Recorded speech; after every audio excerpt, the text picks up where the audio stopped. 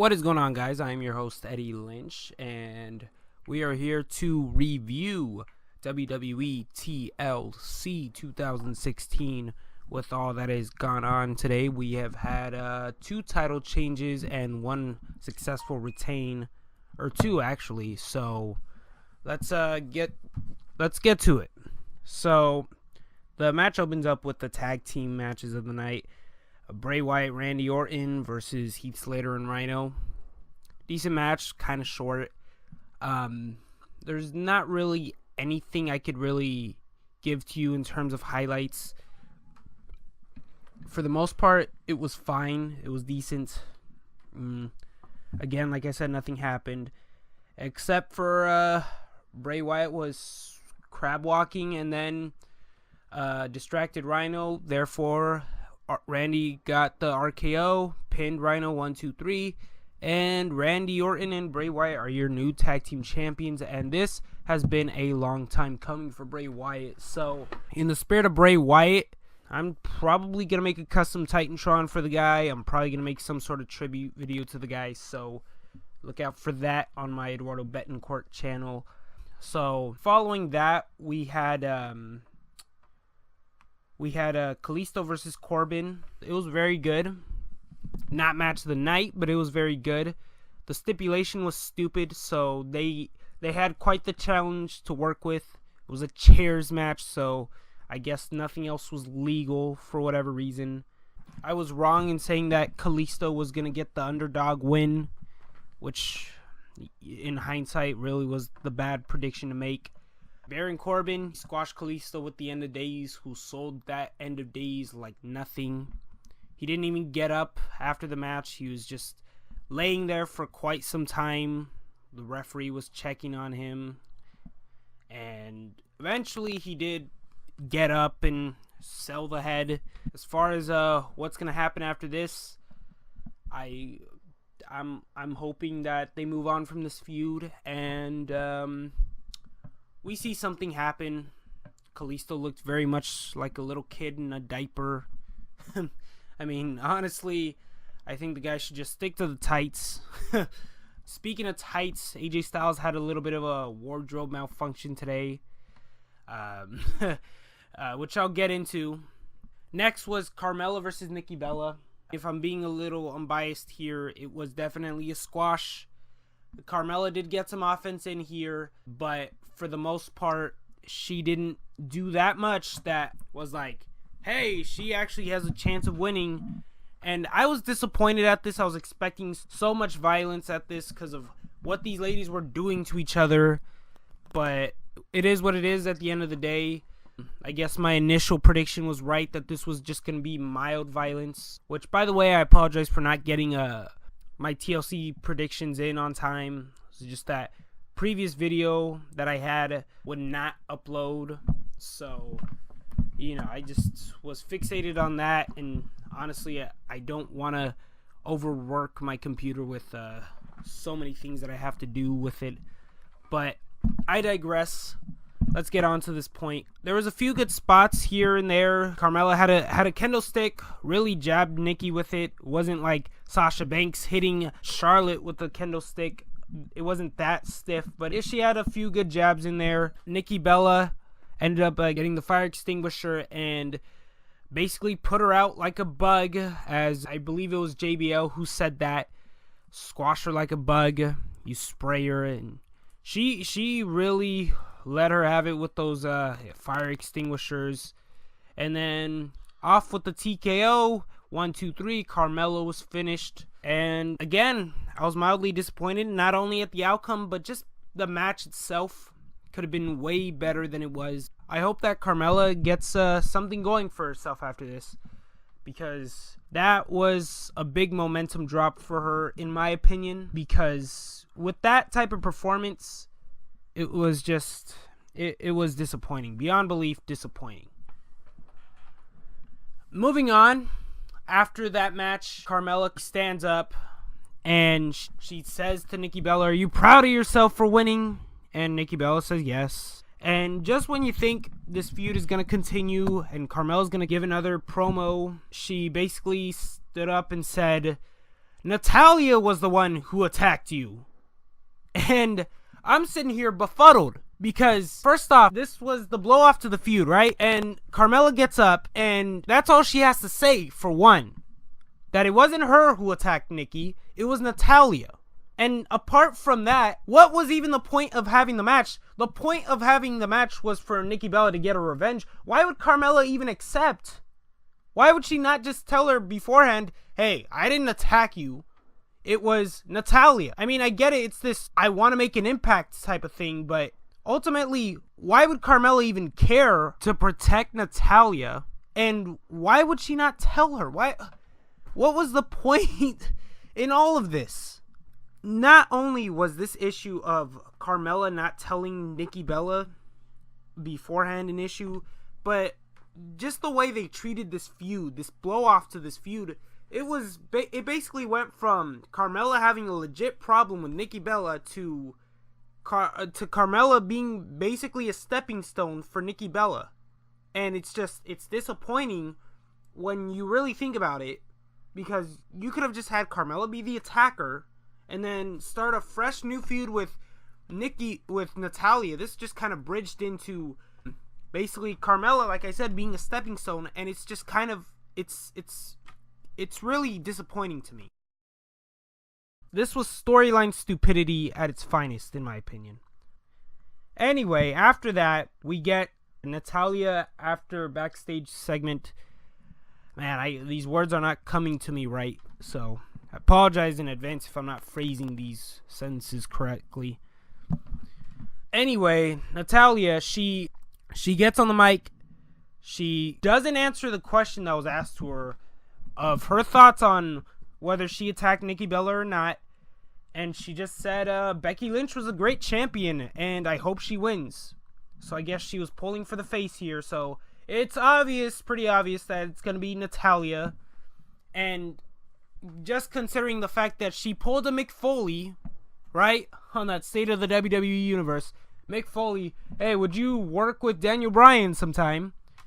Stephanie McMahon is a great philanthropist, and she helped me out so much with this book. This was exactly like that. I mean, I'm confused right here.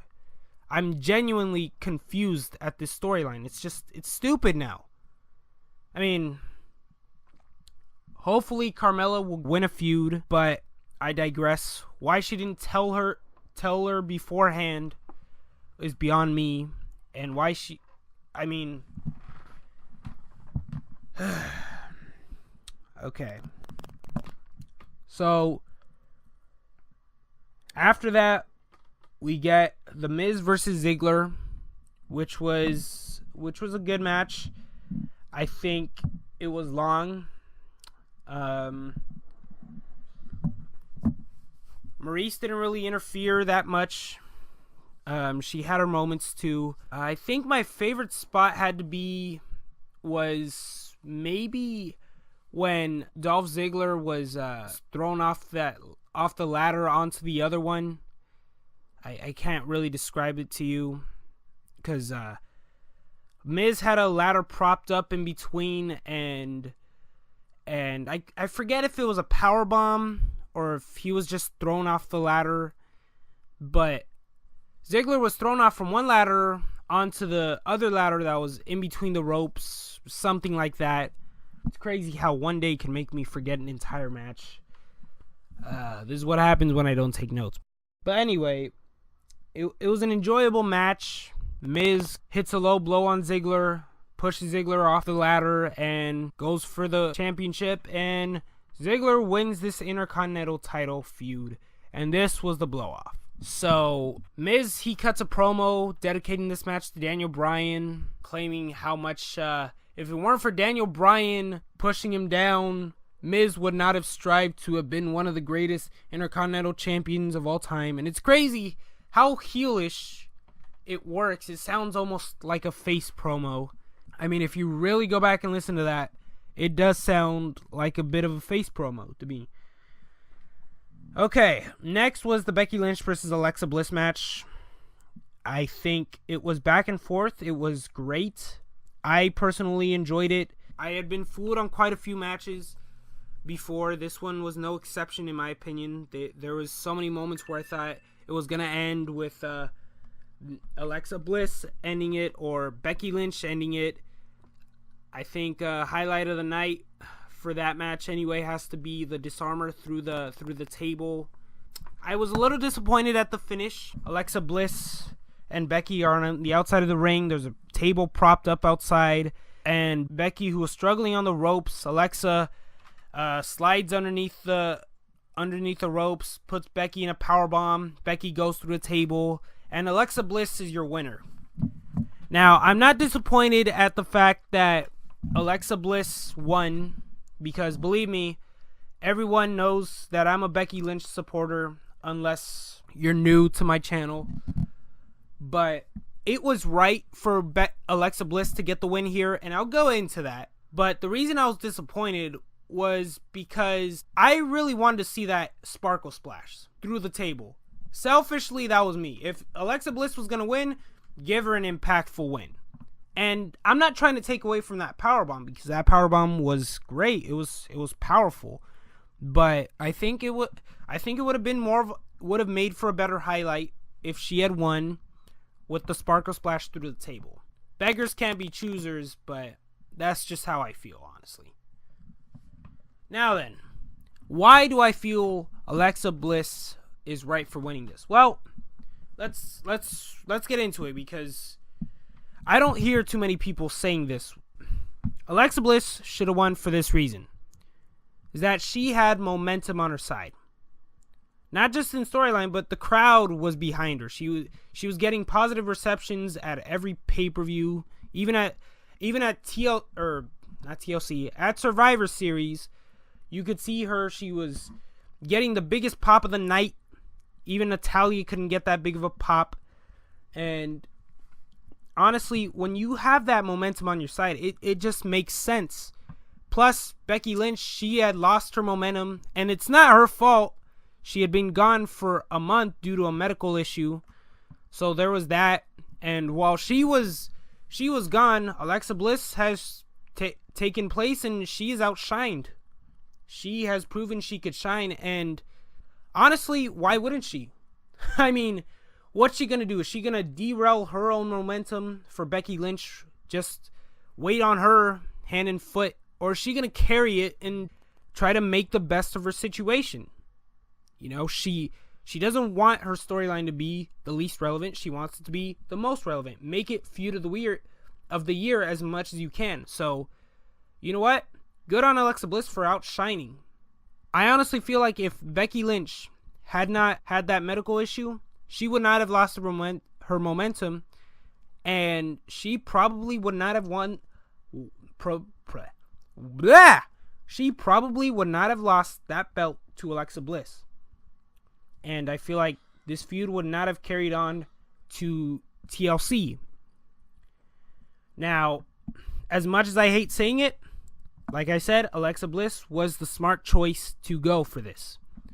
So, congratulations to Alexa Bliss. And I mean it. Personally, I would have wanted Asuka to dethrone Becky Lynch for the title at WrestleMania. But I guess you can have Asuka versus Alexa or something like that. I don't want a multi-woman match for that title. I just do not want that. That's not the right way to go on WrestleMania, especially if you're trying to make the women's division way more relevant, because it should be way more relevant, and they've been doing a good job. Having a multi-woman title match would not be the right answer, in my opinion. Let's get on to Dean Ambrose versus AJ Styles. And this was match of the night. This was definitely one of Dean's best matches, one of AJ's best matches, and this was a match of the year candidate. But you know what? I already put the polls up. I'm not really changing it now. It was a great match with the surprise plot twist.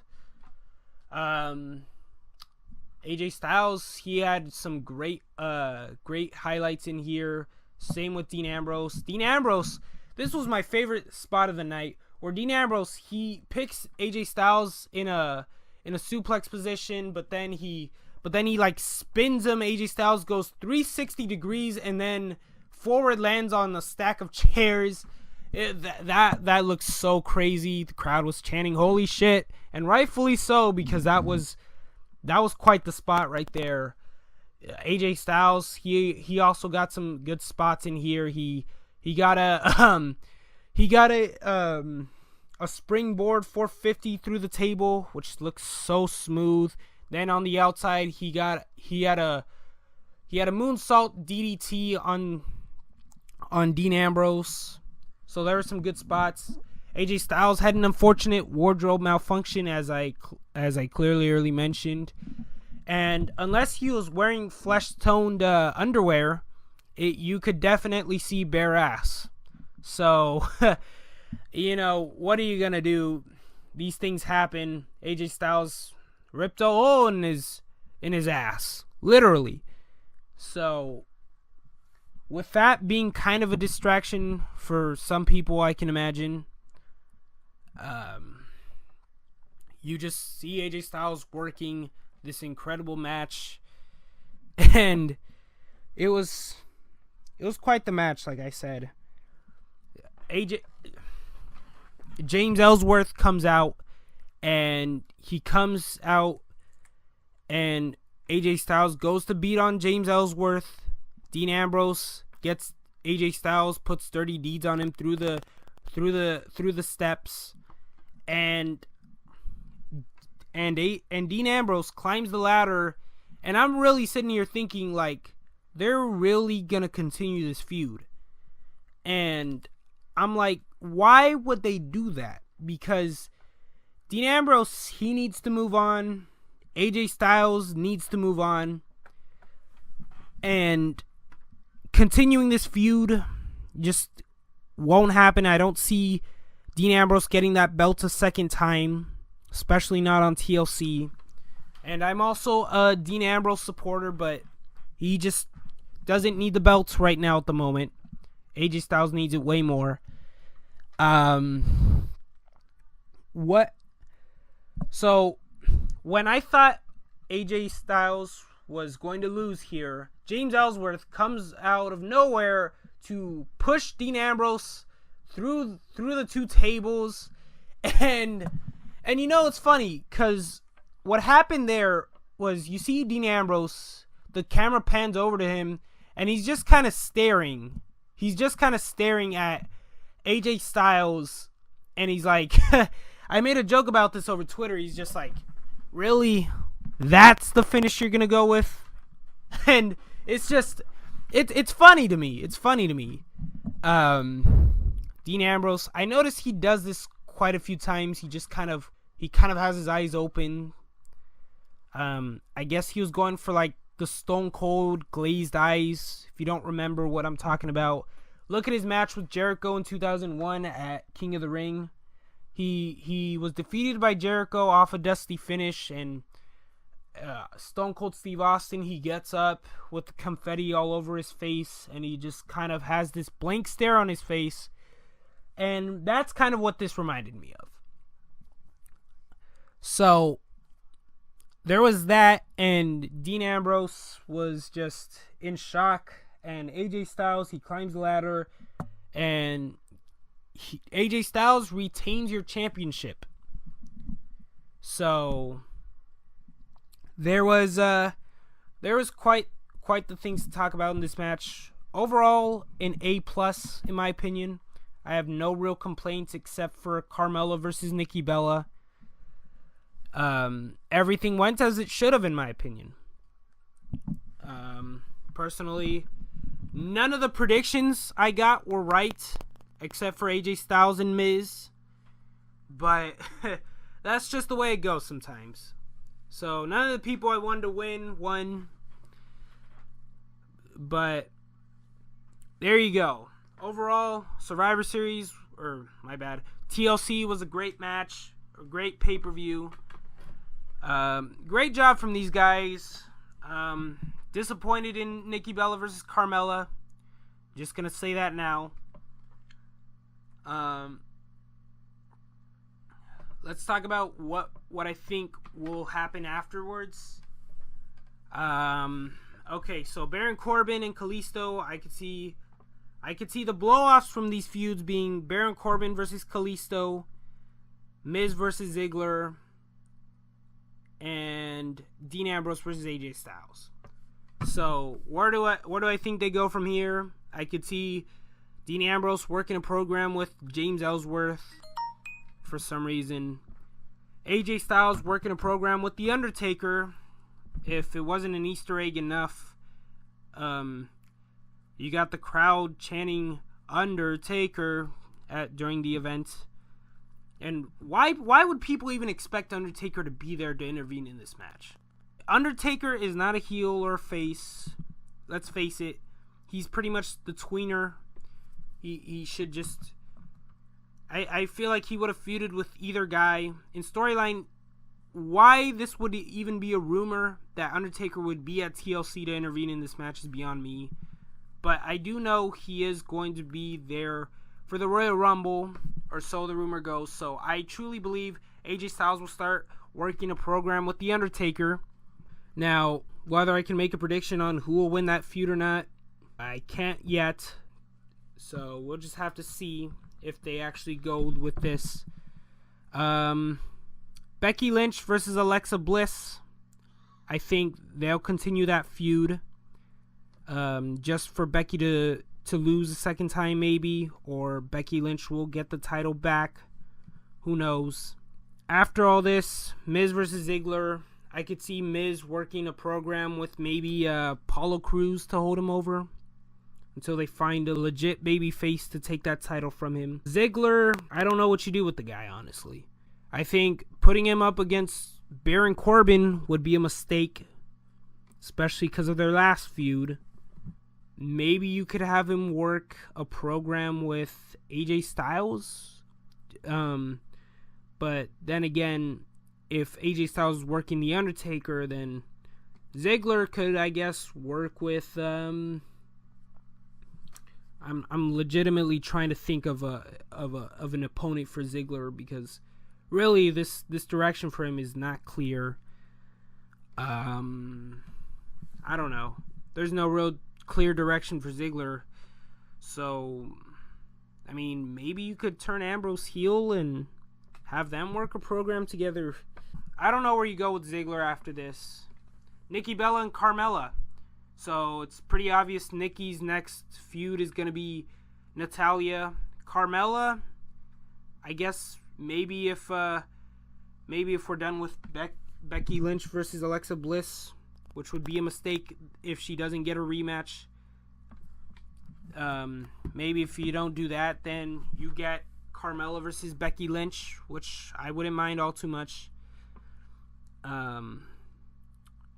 But then that would leave Alexa Bliss. So ultimately, I would say Becky Lynch versus Bliss will continue, and I'm gonna predict that Carmella might work a program with Naomi.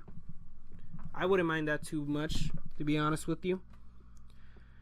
Next, as far as Kalisto versus Baron Corbin goes, I could see that being the blow off. So I'm thinking you might get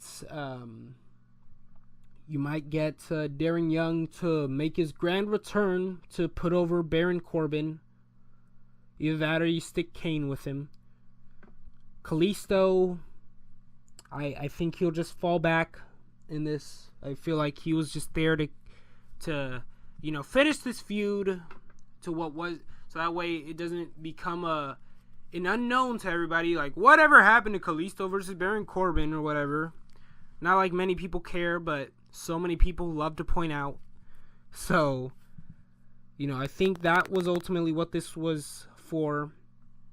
As far as the Wyatt family goes, they're just going to keep going and going until eventually you see the friction in Luke Harper and the Wyatt family.